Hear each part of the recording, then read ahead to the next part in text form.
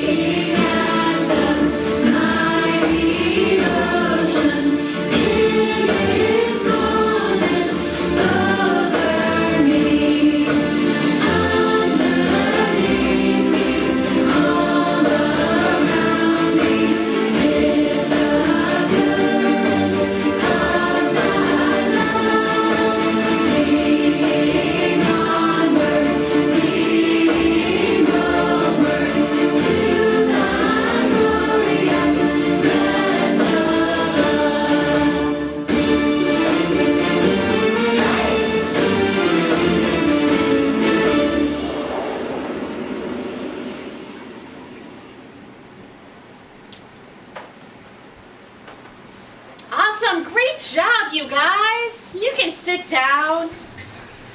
You know, there were some interesting movements in there. Has anybody ever been on a boat? Raise your hand if you've been on a boat. Now, can you show me what it feels like when you're on that boat? Yeah, that one motion where they go like this, it's like you're on that boat and you're being that current. Oh, who's this?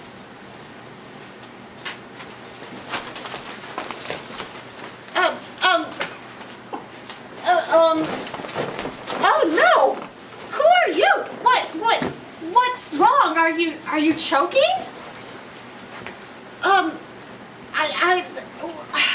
What do I do? I don't know what to do. I can't understand you. What do you need? Do I need to get help? Boys and girls, what do I do? Take your mask off. Oh no! This isn't good! This isn't good at all. Sir? Sir? Air. Oh, glorious oxygen. Oh, I thought I was a goner there for a moment.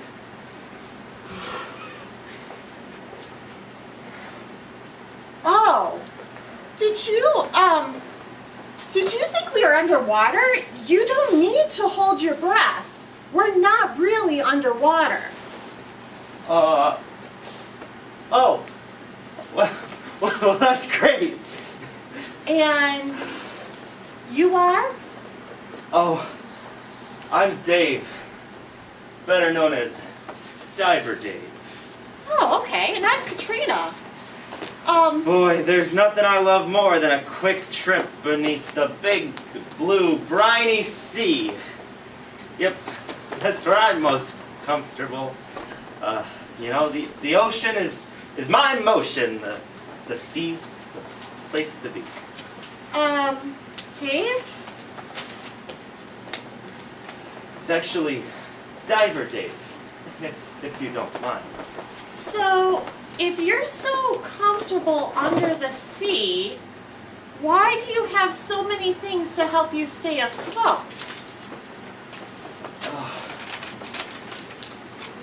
They're nice, aren't they? You know, they're for color. Yeah, that's it. And this inflatable thing is so cute. Dave, are you really a diver? No. I'm a big phony baloney. All my friends just love the water, and I'm afraid of it. In fact, just being around all these fish and coral and bubbles is giving me a rash. It's okay, Dave. There's nothing to worry about. You know, this is just fun and imagination. Plus, if you did go near the water, the things you're wearing would do a very good job of keeping you afloat. They keep you up. They're trustworthy. Well, most of them. Really? You think I can trust this? Oh yeah, that looks very dependable. I think it would faithfully keep you afloat. Well, I'm so afraid of the water. I need something I can trust in. Well, then I can give you some more courage. My friends are faithful buddies. And we're even learning about the most faithful friend of all. God is faithful. Trust God. When life gets scary or sad or lonely, God will never let you down. Do I have to go underwater to find him? No, silly scuba dude. God is everywhere. If you want, you can stick around and learn even more about our faithfulness of God. Wow. And I don't even have to hold my breath. Oh, okay. I'm gonna go fix this hole in my buddy here. I'll be back, and then you can tell me more. Sounds like a plan, Diver Dave. Maybe you can practice your swimming on the way out. Let's wave bye to Dave.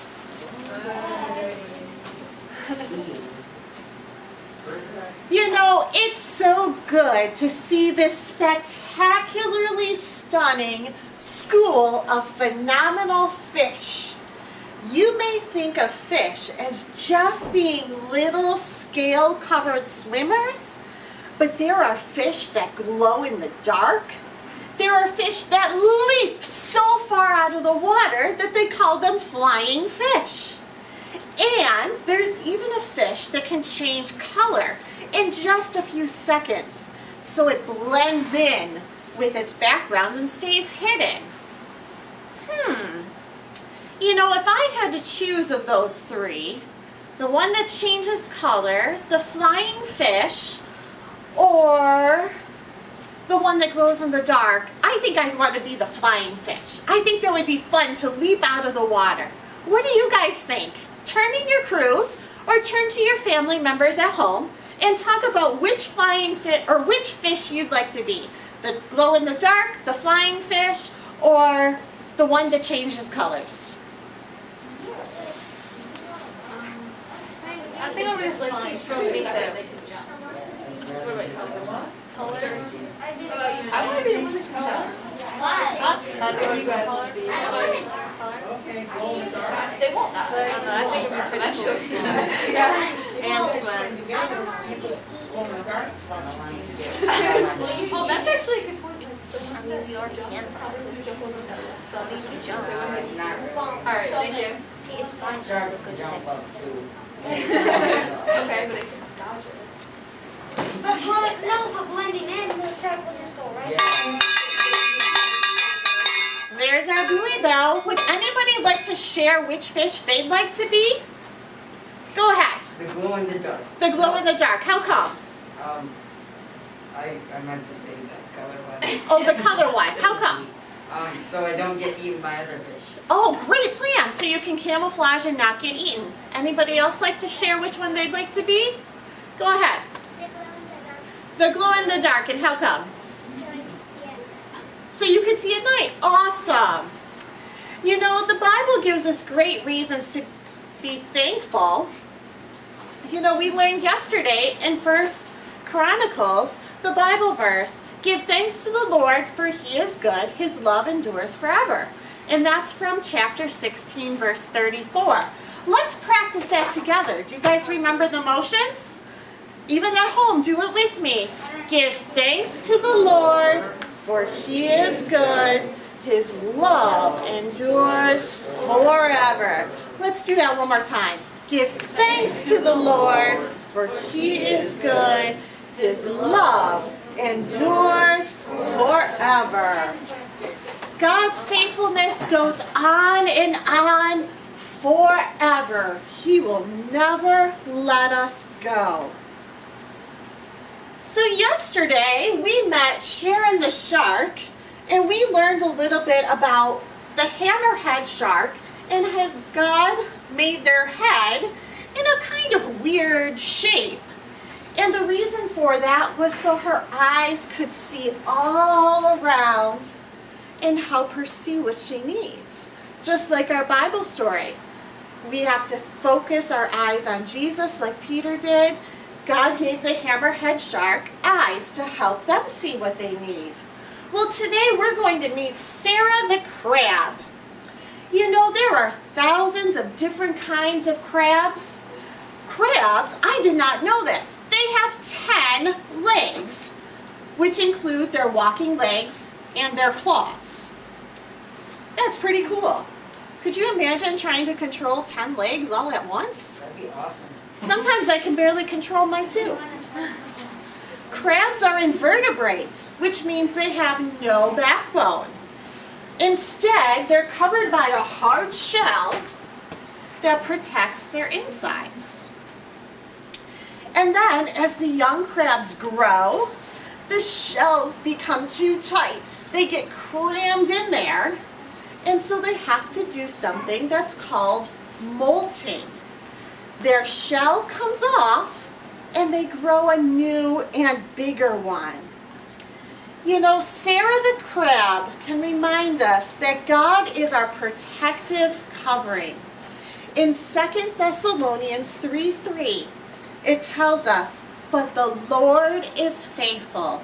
He will strengthen you and guard you from the evil one." So as we think about that, let's stand and sing, "Never Let Go of Me."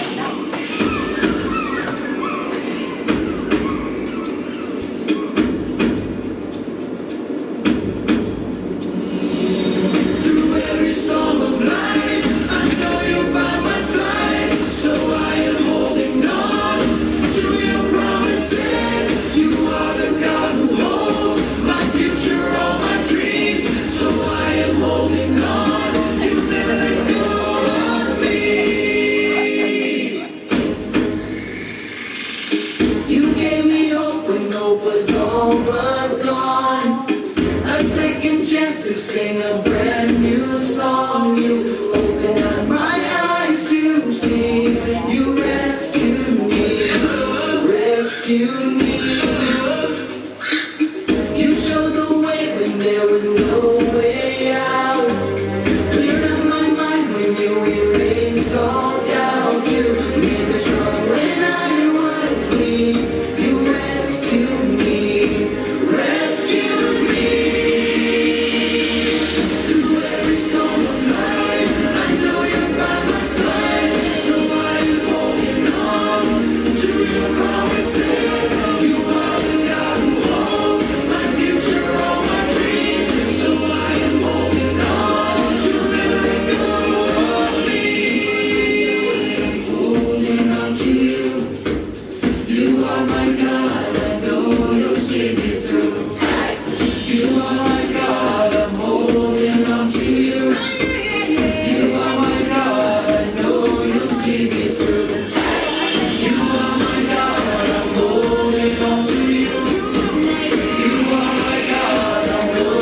See me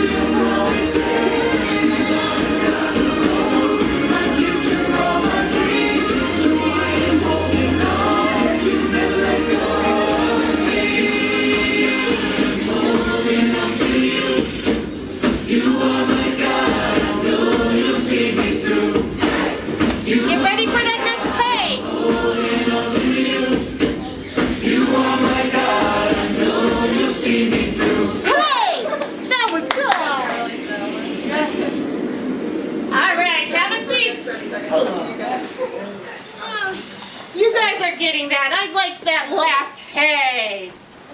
You know, I have a trick for you today where I'm going to try to fool you. Now, if I'm good, I will fool you. And if you're good, you can keep up. So you've probably seen that game where a magician puts the ball under a cup and they shuffle them around and then you have to guess where the ball is, right? Have you guys seen that before? Definitely. Well, we're going to do something kind of like that today. All right. So I'm going to pour a little bit of water in this cup. So I poured it in this cup. The other ones, nothing in them. All right. You have to follow this cup. I'm going to shuffle them around. And you need to be able to show me where the cup with the water is. All right.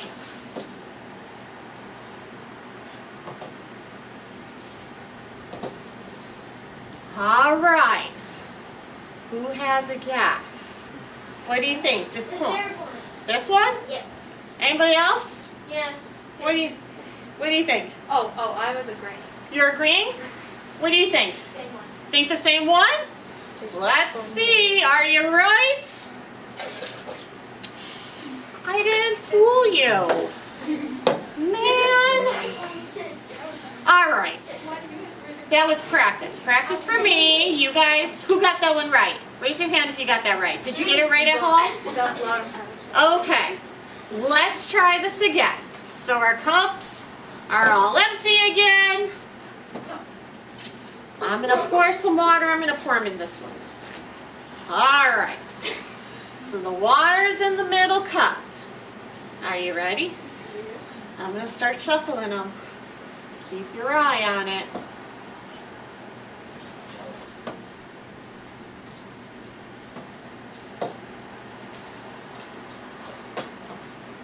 How am I doing? Have I tricked you yet? No. No? I better shuffle them some more then.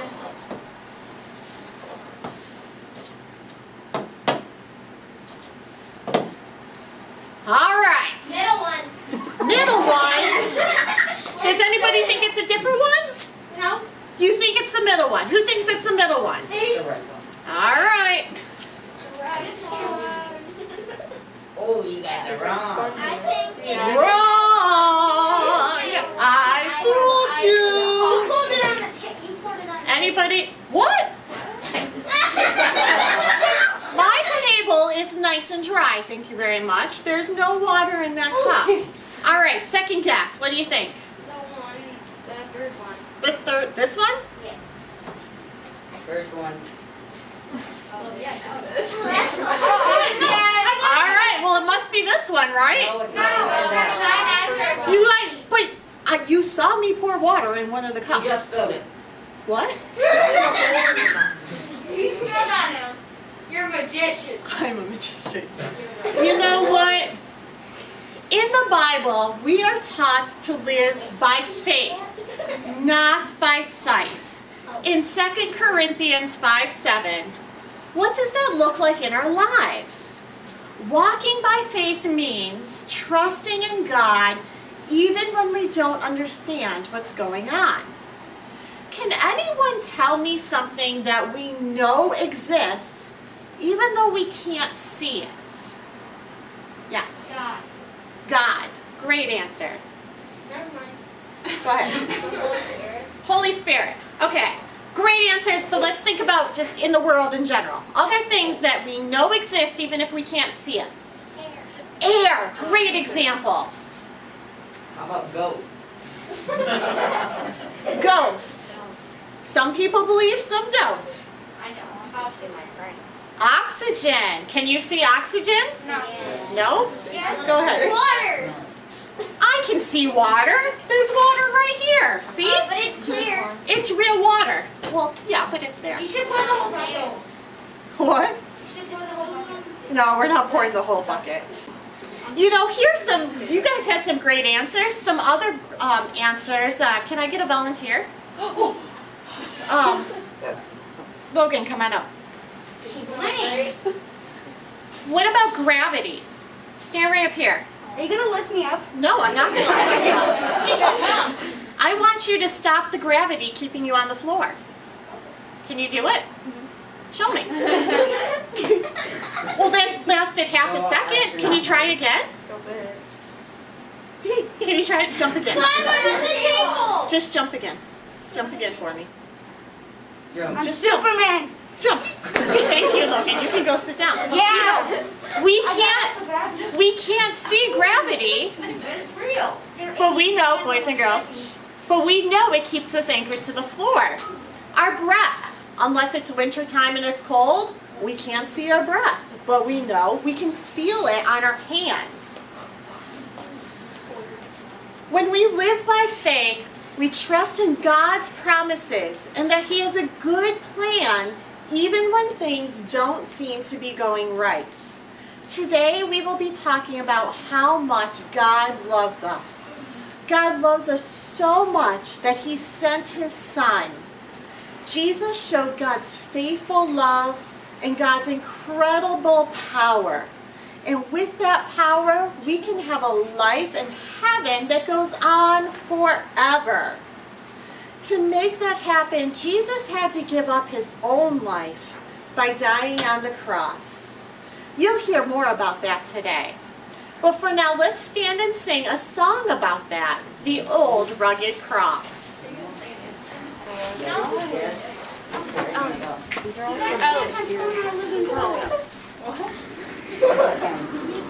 Sorry, Mom.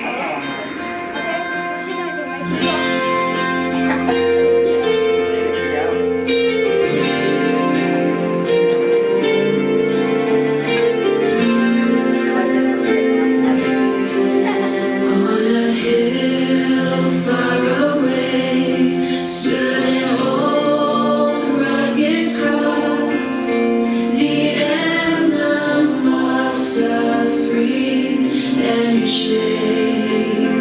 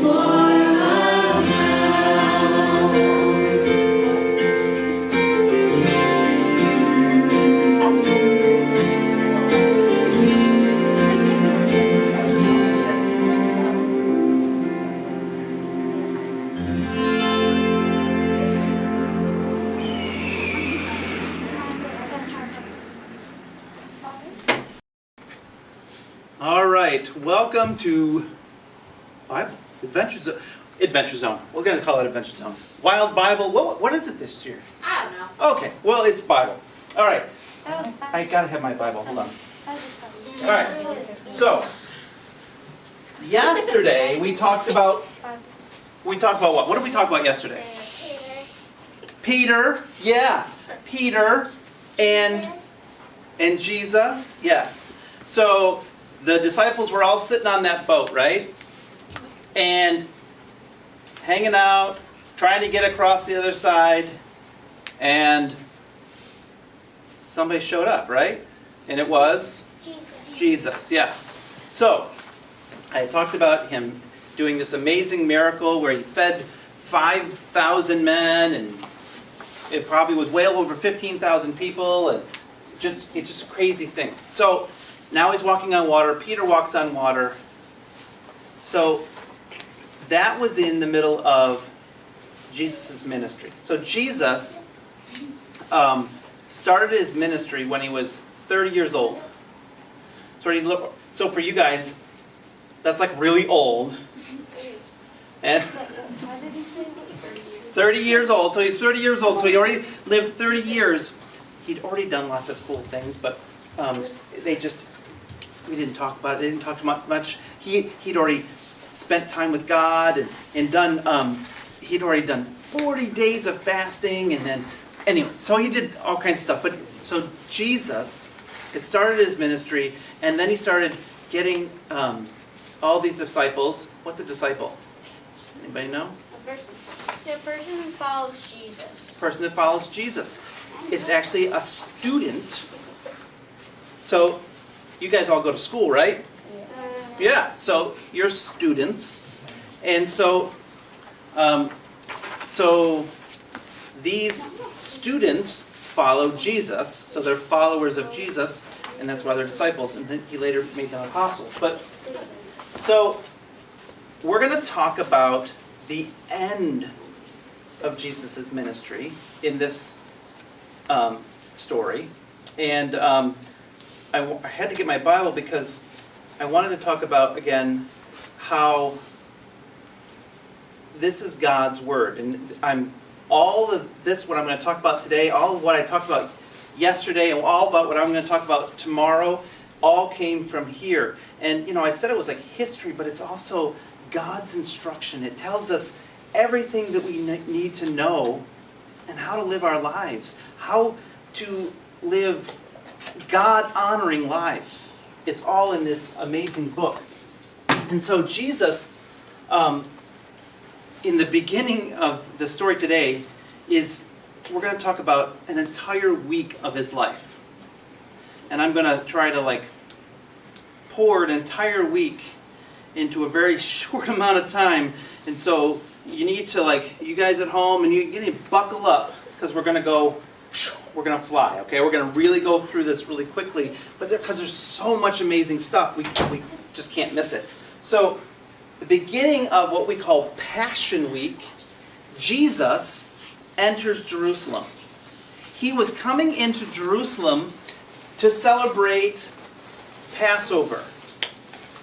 Okay, so some of you who are in Adventure Zone have heard of Passover. We've talked about Passover. And so, way back in the Old Testament, way back with Moses, during the plagues, the last plague is when they celebrated Passover. Well, it was the first Passover, and they put the blood of the lamb on the doorposts so the angel of death would not enter their homes. That was the Israelites, the people of God. And all the Egyptians didn't know about that and didn't do it because they didn't follow God. And so the angel of death showed up in all of their homes. So they have celebrated Passover ever since, and they still celebrate Passover, and we can celebrate Passover as well, till today. And that was thousands and thousands and thousands of years ago that happened. So Jesus is entering Jerusalem, the holy city where the temple of God is. And he's coming into Jerusalem to celebrate Passover with his friends, with his disciples. And as he's coming in, he's riding on a donkey. Now, he's riding on a donkey that had never been ridden before. It was a donkey that was a young colt. And how many of you have your parents ever bought a brand new car? Yeah, brand new car. Really nice. Okay, think about that brand new car. Okay, they get the brand new car, it's in the driveway, they haven't even had a chance to drive it yet. And somebody comes up to them and says, hey, my friend needs your car. Can we have it? How many of your parents would be like, yeah, here's the keys? Not my parents. No. No. I All will right, so rent it. Jesus told his disciples, a couple of his disciples, to go into town, and when you see a colt, a young donkey, tied up, tell its owner that the master has need of it.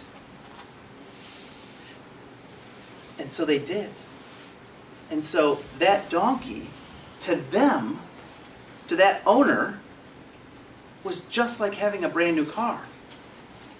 They didn't have cars. And a donkey was a very prized possession. And so they asked, and that man gave that donkey away. So it was just like he'd taken those keys and thrown it to them so that they could drive away in that brand new car. And so Jesus takes that donkey and rides into Jerusalem. And he rides in right where there's a group of people. And they're all there. And they see him riding in. And they're like, Hosanna. Hosanna in the highest. And they start pulling branches off the palm trees and laying them on the ground. And they lay them on the ground for him to walk on. And then they're taking off their coats and they're laying them on the ground for his donkey to walk on. And they said, Hosanna, Hosanna on the highest, the King has come. Jesus is the King? Yeah, King of Kings. So, he comes into town and he does his thing and he goes to the temple to worship.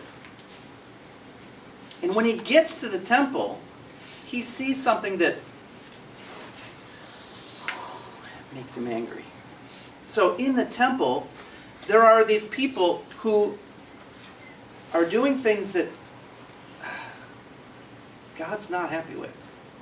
So before we get to the real story part of the story, before that, when you had a sin, when you had done something wrong, you needed to sacrifice an animal. You needed to do something in order to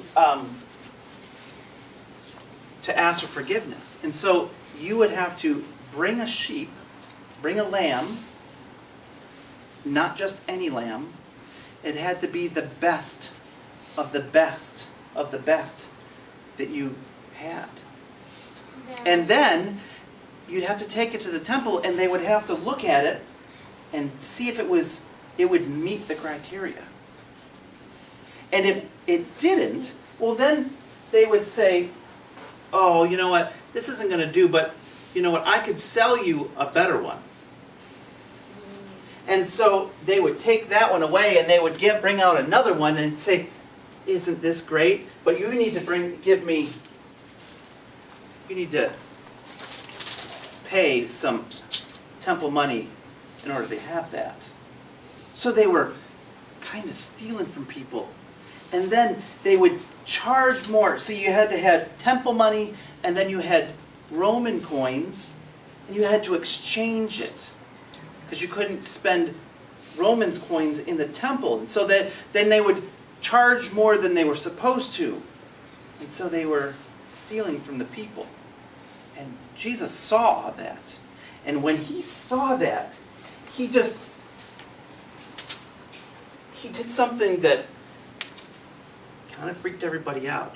He grabbed the whip and he really, Back up. he started smacking the ground, and he let the, yeah, you guys are better run back, you know.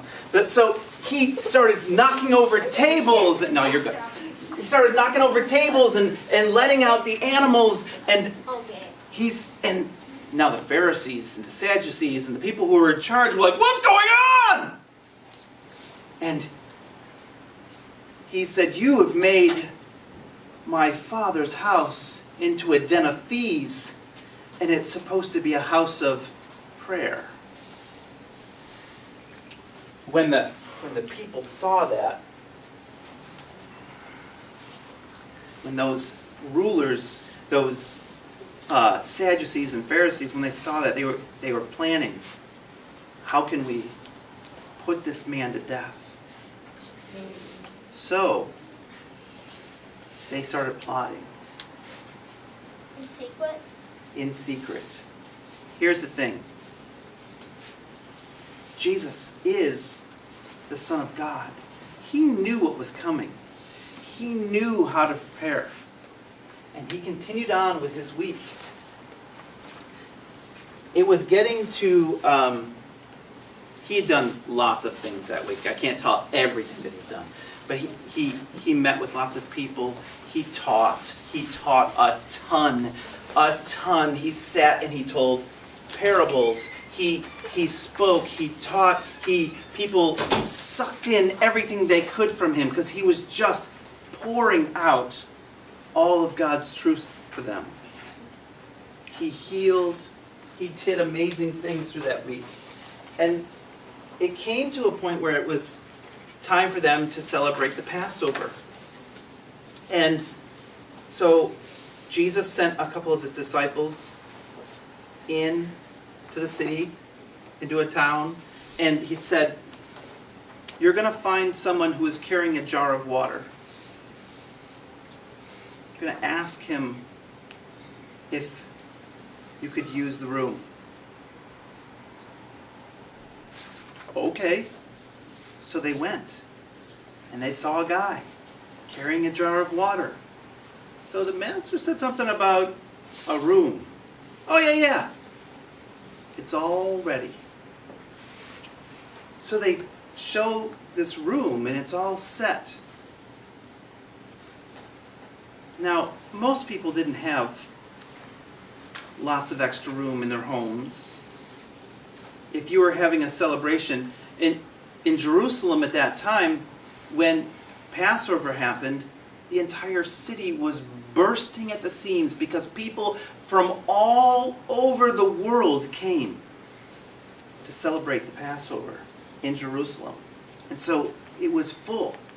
And so people wouldn't have extra rooms laying around. People would have, if you had an extra spare room, people were staying in it. There weren't hotels in those days. It wasn't, so if you had an extra room, people came and stayed at your house. And so they have this extra room, and it's all set up for a Passover meal. So the disciples go in and they do some stuff, and then everybody comes in and they all sit down and they begin to eat. And as they're eating, Jesus gets up and he takes off his outer robe and he begins to pull out some water and he pours it out and he was going to start washing people's feet. And see, it was custom. So we have sidewalks out there, right? And we have roads. And so a lot of the mud and the dirt, and we have shoes to wear. Their shoes were, sandals. But they had a lot of dust and dirt. And so it was common for when you walked into someone's house that the servant or even the host would wash feet, because everyone sat on the floor to eat and the table was real low. And your feet were typically right next to someone else's head. Yeah. It's so if you had dirty feet right next to your head while you're trying to eat a meal.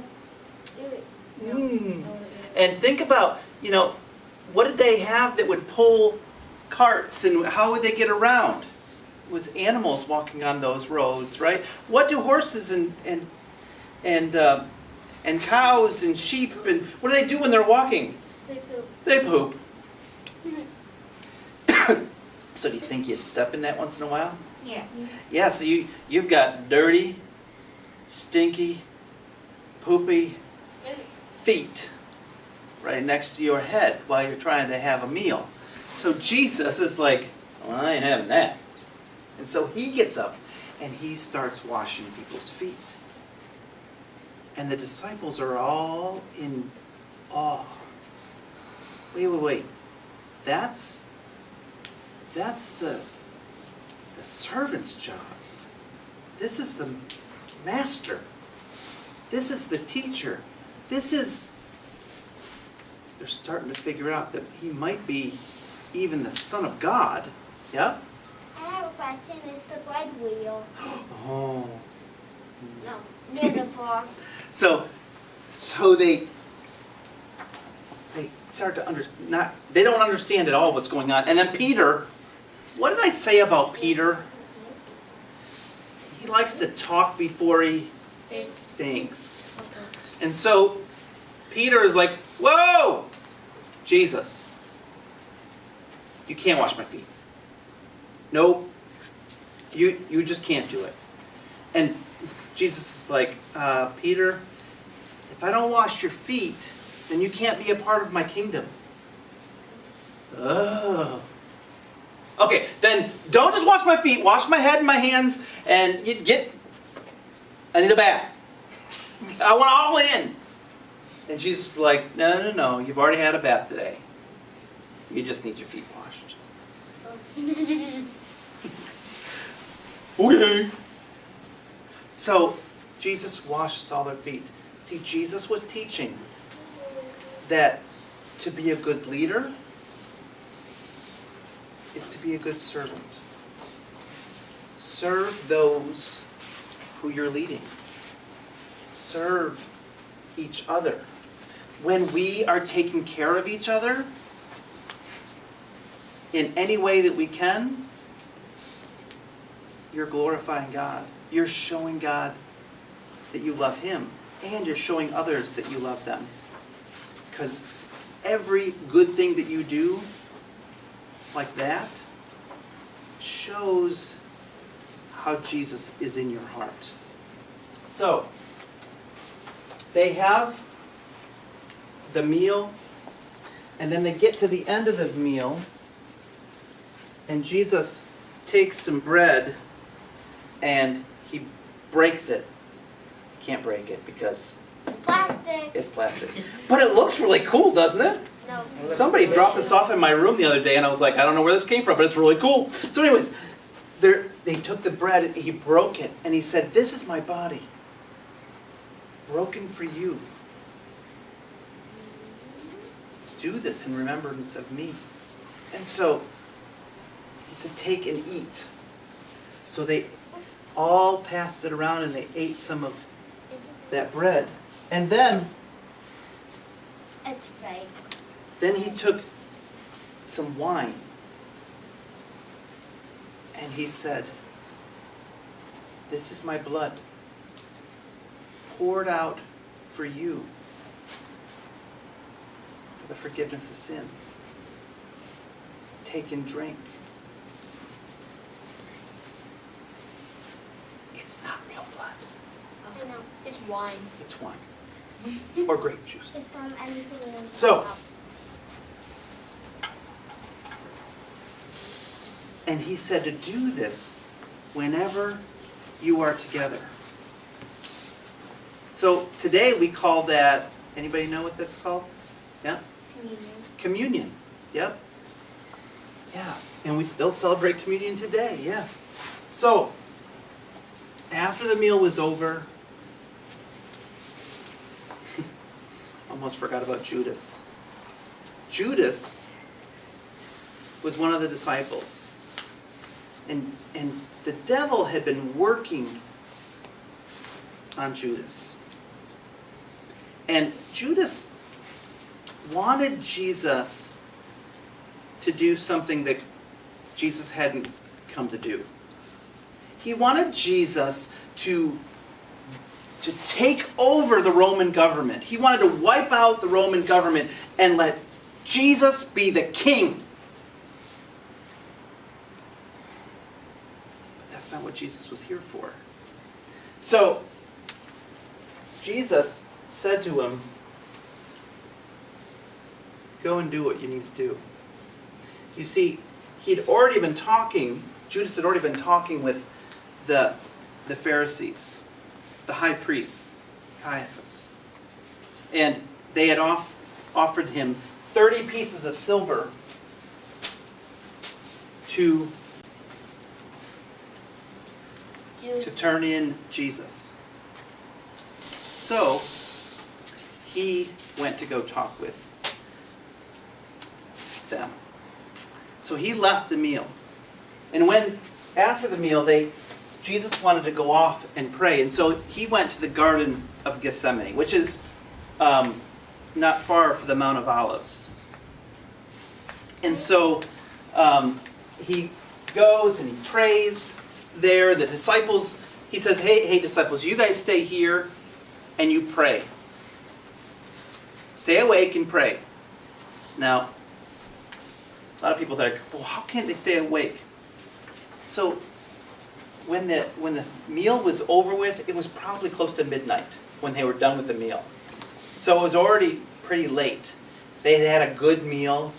Now they're sitting around a campfire, all nice and cozy, trying to stay awake. It's really quiet. The peepers are chirping and stuff. And so he goes off to pray, and he comes back, and they're all asleep. And he goes, hey, come on, can you stay awake and sleep, or stay awake and pray with me? So he wakes them up, and he goes and prays. Asleep. And he comes back, and they're Asleep. Come on, wake up. So he goes back, and he prays some more. And as he's praying, each time he's praying, he's saying to God, Lord, your will be done. This, if there's any way to take this away and do it some other way, I'm okay with that. But if this is the only way, your will be done. And it says that he prayed so hard that he sweat blood. Yeah, I don't know how that works, but he did. And so he was finished praying, and he comes out, and all of his disciples are asleep. Yes. And he wakes them up and says, get up. My betrayer is coming.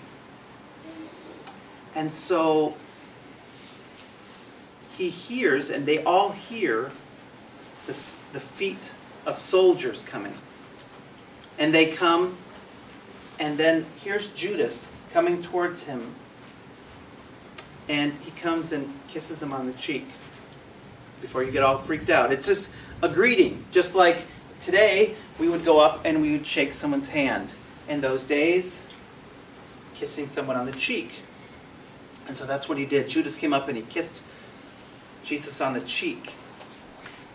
And all those soldiers knew that that's who Judas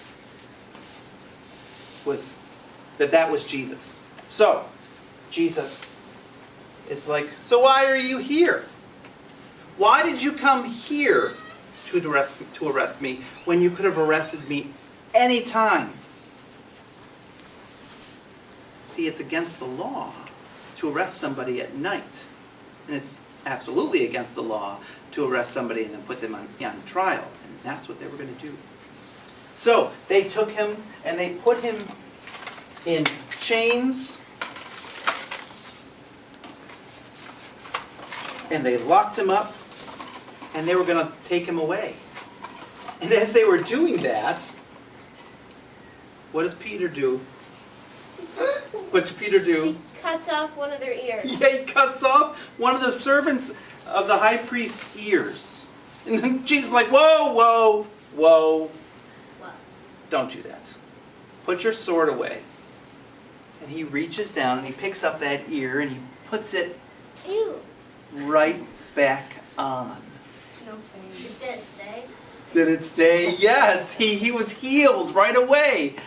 How cool is that, right? So I can't even imagine being that servant. That servant would have been like, I just lost my ear! And then, wait, it's back! Yay! Woohoo! I think I would have been like, no, take him away now. He's cool. But, you know, he was a servant. He couldn't really say much. So they took him away and they put him in chains and they took him and put him on trial. And like I said, the trial was against the law, but he did it anyways. And they brought him to Caiaphas, the high priest. Then they sent him to the Roman governors, and they sent him over here, and they sent him over there, and they talked to all these different people, and they're all like, yeah, he really didn't do anything wrong. Like, we need to kill him. He says that he's the king. And so Pilate, who is the governor, says, you know what? I wash my hands of this. You do what you want to do. So he had Jesus flogged. And I'm going to tell you. So they took what's called a cat of nine tails. And it's like a whip. Okay? And they whipped him 39 times. And most people don't make it through that. But Jesus did. Jesus survived that. And so if you survive that, and so during all of that, the soldiers are spitting on him and calling him the King of the Jews, and they're spitting on him and kicking him. And then they took some purple fabric. Now, purple is very royal, and it was very expensive. So they took this purple fabric and they draped it over him and said, "Ooh, King of the Jews, you're royalty." And then they took this crown of thorns. They took these thorns and they made them so that they were into this crown. And so, can you see how they're really sharp? That's. You want to put it on? And then they put it right on his head. Ouch. Yeah. And then they pushed it down into his head. And so he was bleeding. And he was bleeding on his back because of how they had whipped him. And then they made him carry a cross. Now this cross here is really small. He would have had this almost like a tree. Will people carry him? No, he had to carry it himself. And he had to drag it all the way through town. Yeah. Was it the size of like the T right here? It would have been really thick like this. And so it would have been really heavy. And so he would have dragged that all the way through the streets. And they dragged it all the way to a hill. It's called Golgotha, the skull. And he fell several times. And he finally couldn't go any further. And the soldiers are kicking him and making him fall. And so they finally grabbed somebody else and called Simon the Cyrene. And they made him carry it the rest of the way. And when they get to Golgotha, they nail him to the cross. Here, here, here. And then they put him up on the cross. And he is up there. And here's what I want you to know. Jesus had the power to stop this the entire time. He could have said, nope, I'm not going through the trial. I'm not going through the whipping. I'm not going through any of this. He could have. But he chose not to. Why? Yep. Because God told him not Well, more importantly, he knew you. Yeah? to. He did it for us. He did it for you. Yeah. He saw your need. He saw my need. He said, they need me to do this so that they could have life. So that they could have forgiveness. He knew your name as he was on that cross. And he took on, as he's on that cross, took on all of our sin. Every bad thing that you have ever done, every bad thing that I've ever done, any bad thing that anybody in the world has ever done, he took that all on himself. And then he breathed his last breath, and he died.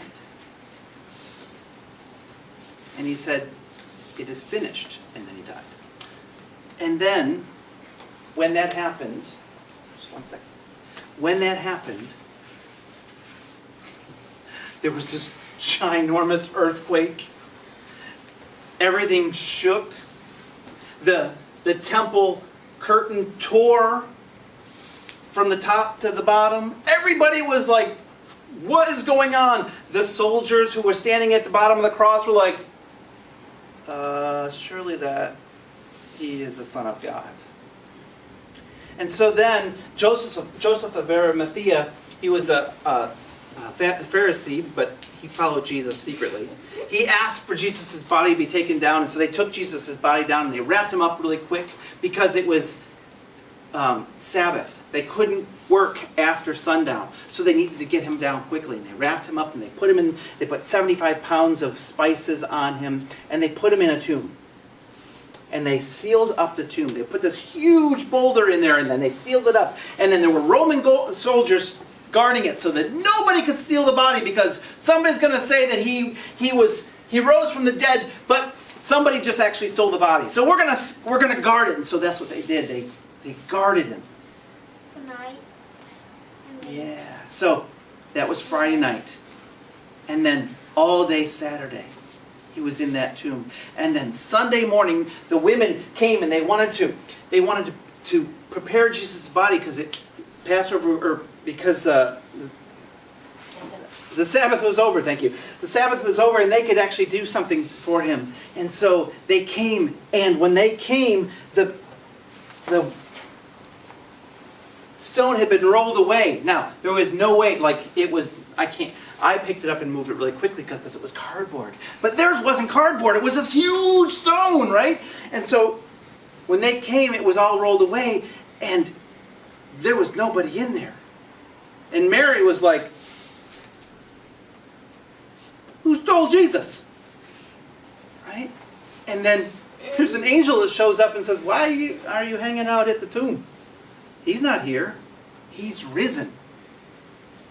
And she's like, say what? Yeah, he's risen. Go tell the disciples. So Mary starts to go back, and then she sees Jesus.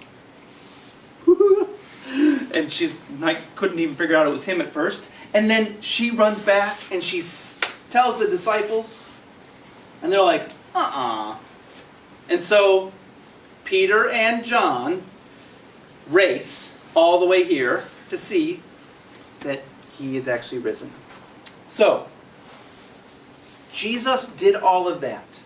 He died, he rose from the dead for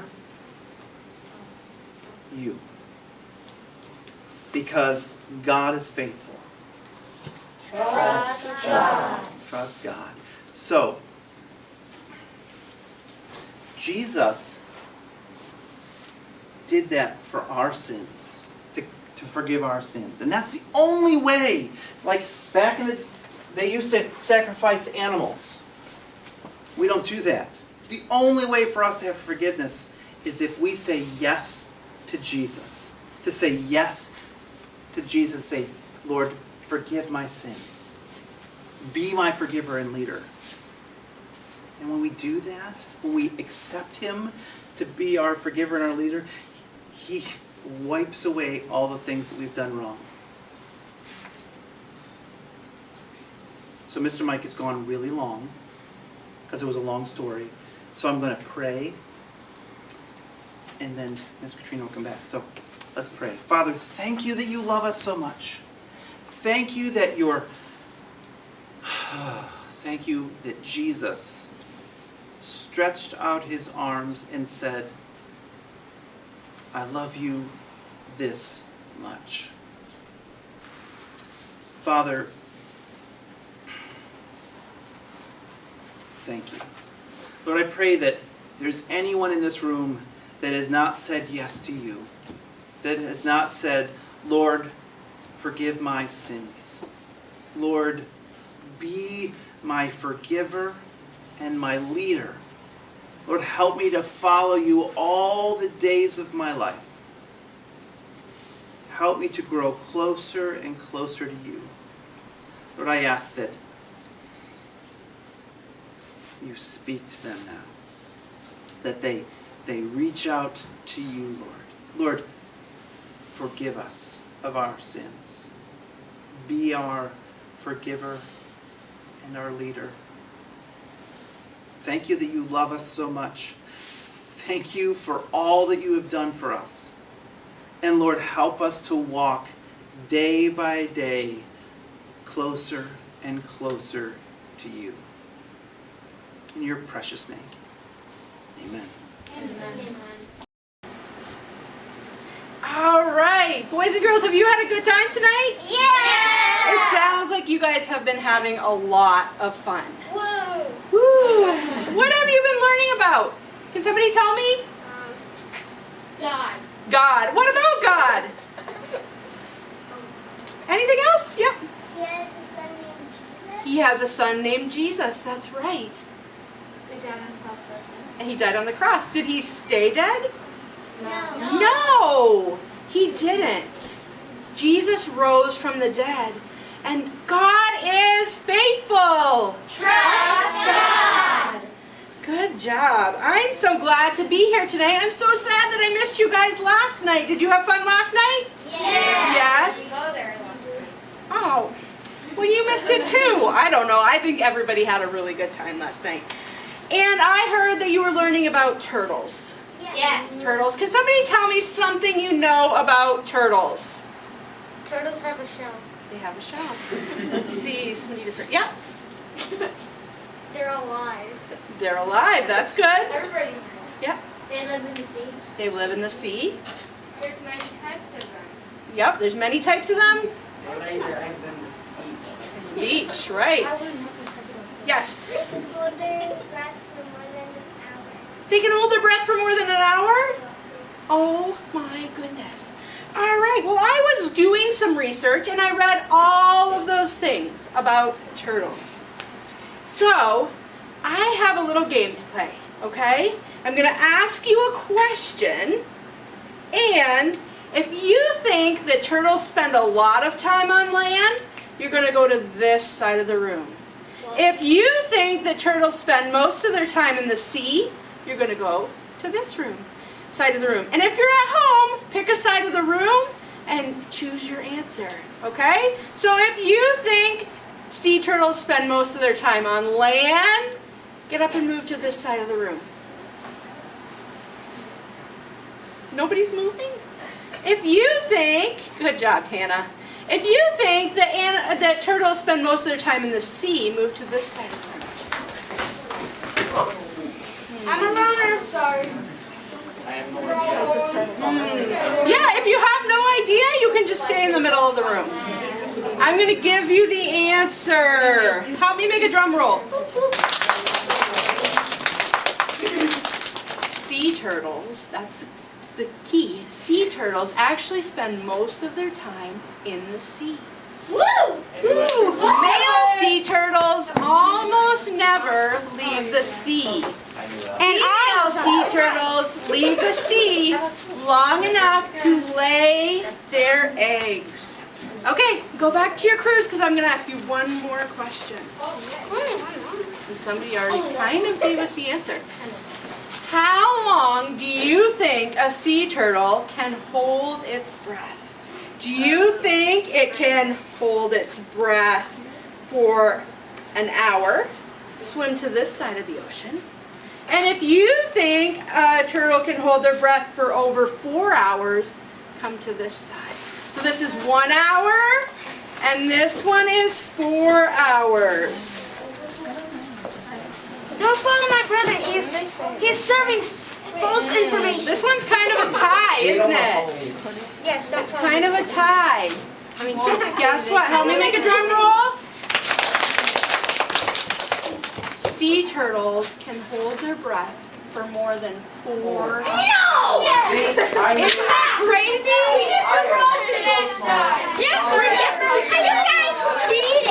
Okay, back to your seats. Do you remember when Diver Dave was trying to hold his breath? Yeah. And he only held it for about a minute? Could you imagine? Underwater. You're right. And so, for our craft tonight, we remember that God is faithful and that Jesus died on the cross because he loves us so much. So tonight, we're going to make a cross to help us to remember how much Jesus loves us. Okay?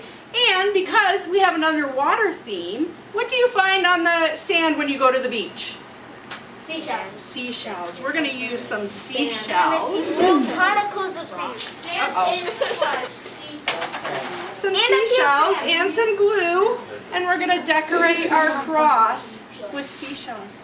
We have some colored seashells and we have some regular colored seashells you can choose. And then we can put a cross in the middle. That's a heart. Ah, you're right. It is a heart. Because hearts are for love. And you could maybe write on there and say, God is love, Jesus loves me. Okay? So that's what we're going to do when we move to the other room. And I heard that you guys got a Bible buddy last night. Who was it? Sheldon the turtle. Sheldon the turtle. So you need somewhere to put that, don't you? So here's a special little keychain, and you can pull the piece of paper out and you can color it with markers, okay? All right, so we are going to move carefully and slowly to the other room. Welcome back. It's good to see you bobbing along for our coral reef closing. Coral reefs are so cool. Colorful places where tons of sea life hang out. A coral reef is like a community of creatures who work together and depend on each other. Your family, friends, and school are a little like a coral reef right here in Brockport. So who are some of the people in your life or in your coral reef that you depend on? Turn to someone nearby and tell them, who is someone that you depend on?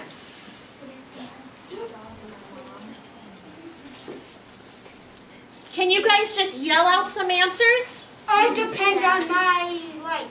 Oh, that's not a person, but thank you. My Nana. On my best friend. A Nana, best friend. My dad. A dad. A mom. Mom, excellent answers. I do my mom too. Any teachers? Do we depend on our teachers? My We had so much school at home. You had to depend on your teachers to help you learn at home, right? Our community is bubbling with amazing people. We live around and work with faithful friends like parents, friends, teachers, and coaches who help us when times can get tough. And sometimes, even though God is faithful, things can get really hard. Say, we've been exploring a Bible verse that says, "Give thanks to the Lord, for He is good. His love endures forever." His faithful love endures forever. I want to ask you something, but keep the answer in your head. Do not say it out loud. Has something ever happened that makes you think, how could I ever give thanks for that?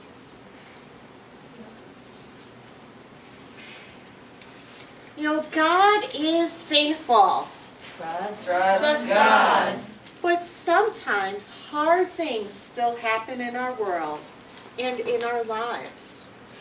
Today I want to share a story with you about a boy named Isaac. Isaac had a really sad thing happen to him when his younger brother died. Isaac's brother had a rare form of cancer, and that's something most of us don't have to worry about. I'm Isaac and I'm 11 years old. At home I like to, well, a lot of times I play video games.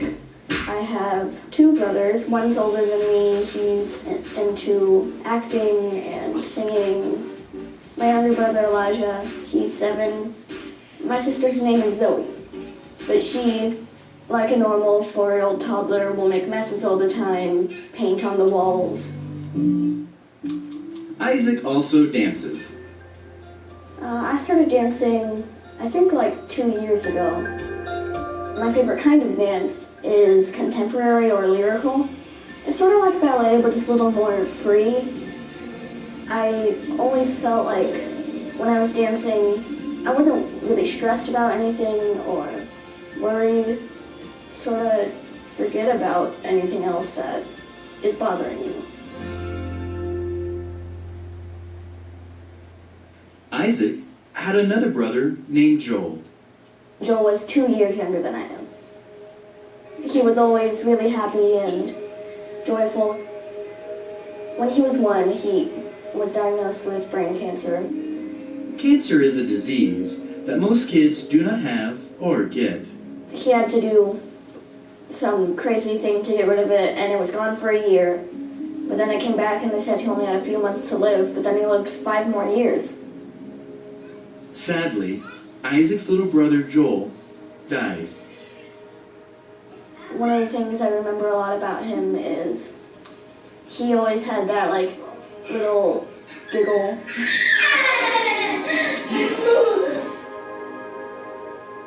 He always loved knocking cup towers down.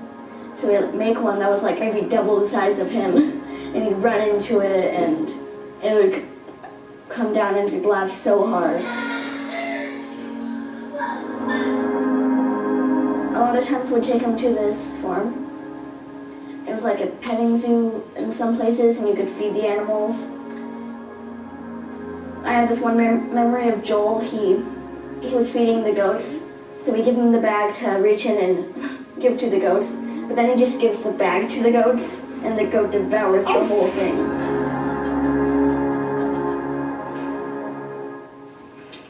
Joel always loved animals. One time he got to ride a pony and he was so happy. He loved it.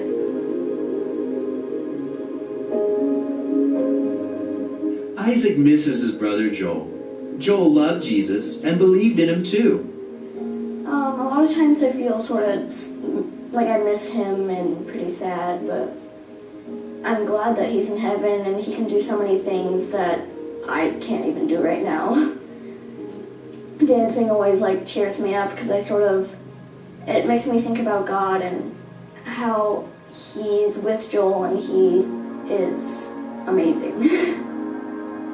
Isaac knows that because of Jesus, he will be able to see his brother again in heaven. I sort of look forward to hearing his giggle, and I look forward to running up to him and giving him a grand old hug.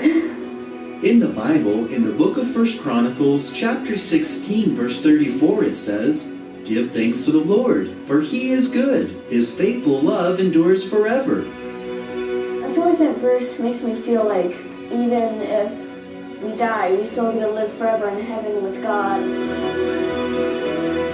The hope of heaven shows us that God is faithful.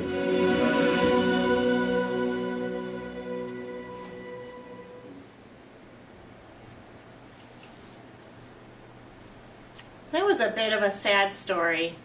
But you know, even though it was sad, God was faithful in Isaac's life. Can you think of some ways that God was faithful in Isaac's life? Take a minute and think.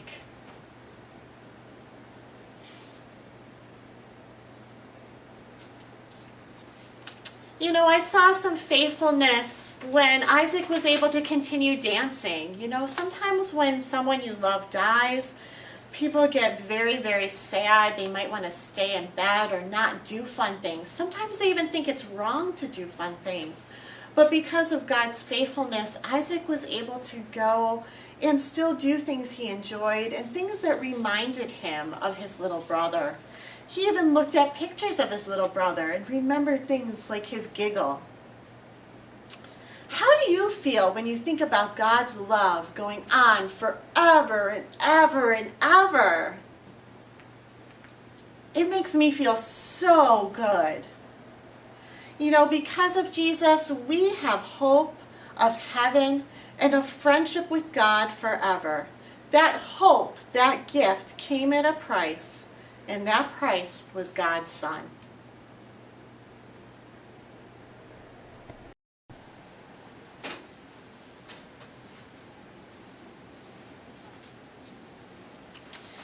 You know, Jesus is God's Son.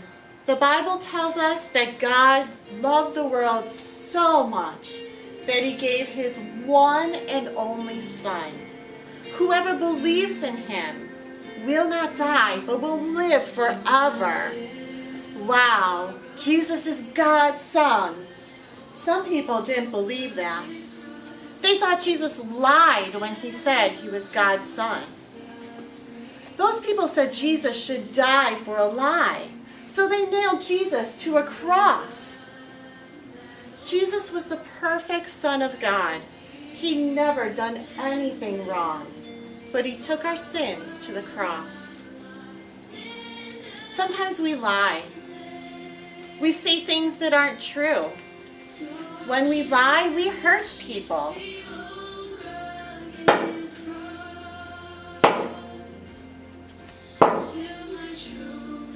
Sometimes we say mean, unkind things. Sometimes we bully others. When we are mean, we hurt people.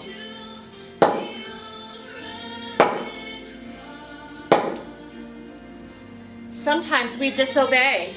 We know we're supposed to do the right thing, but we choose to do wrong. When we disobey, we hurt people.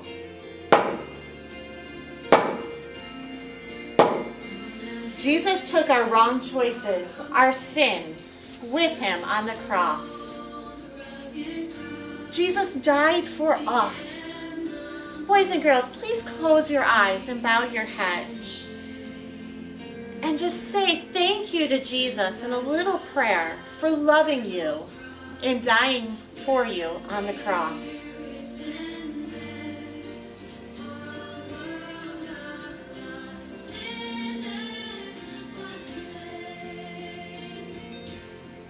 Please open your eyes. Jesus didn't stay dead. Jesus had God's power, and that's stronger than death. Because Jesus died on the cross and came back to life again, our sins are forgiven. Jesus did this so we could live with him. Jesus did this to show God's faithful love to us, a love that will endure forever.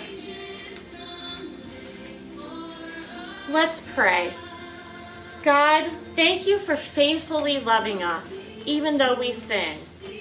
Thank you for loving us enough to send Jesus and to let him die on a cross. We're so thankful for your deep, deep love. We trust that you're making a heavenly home where we can be with you forever. In Jesus' name, amen. You know, we can celebrate that deep, deep love of God. Let's stand and sing the deep, deep love of Jesus.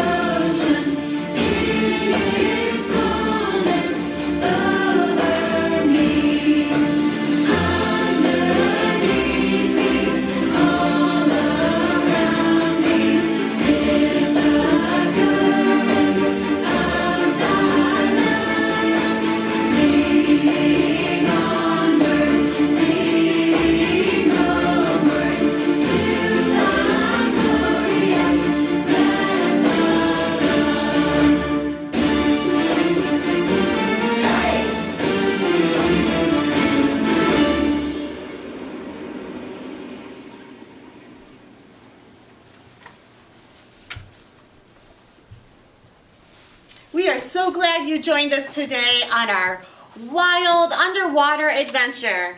We look forward to seeing you back here tomorrow for day 3.